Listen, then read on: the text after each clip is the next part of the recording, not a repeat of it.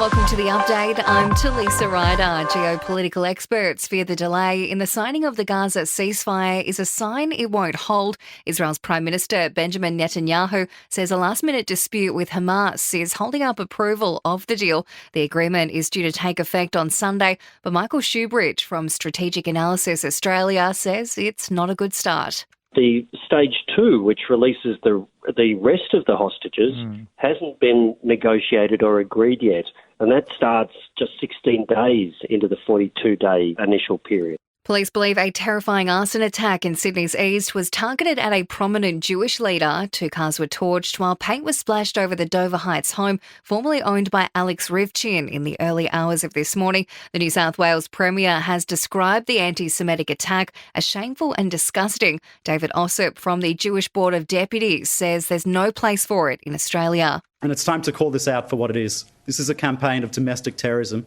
which is targeted at the Jewish community, which is intended to intimidate, harass and menace our community. Australia's treatment of children in the criminal justice system has been slammed in a new global report. Human Rights Watch says the treatment of children in our country went from bad to worse in 2024. The report cites the housing of juveniles with adults in Queensland and WA and the lowering of the age of criminal responsibility in the Northern Territory.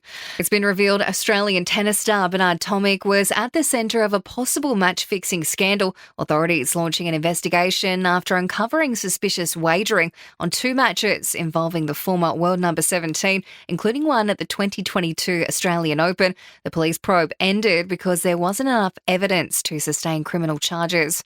And there are calls for exercise to become a part of treatment plans for patients with advanced stages of breast cancer. An international study has found just 2 hours of supervised exercise per week helped alleviate some of the pain and emotional distress for their patients. Sport and entertainment are next.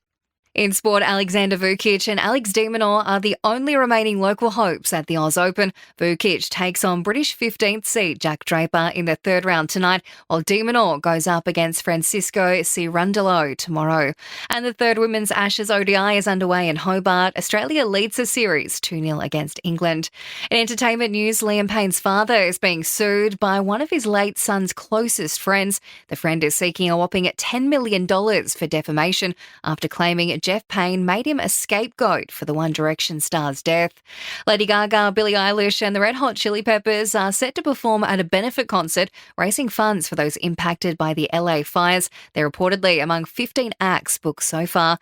And Bruce Willis has been spotted out in public for the first time since his 2022 dementia diagnosis. His wife uploading a black and white video to Insta showing Willis thanking California fireys for their service amid the devastating fires.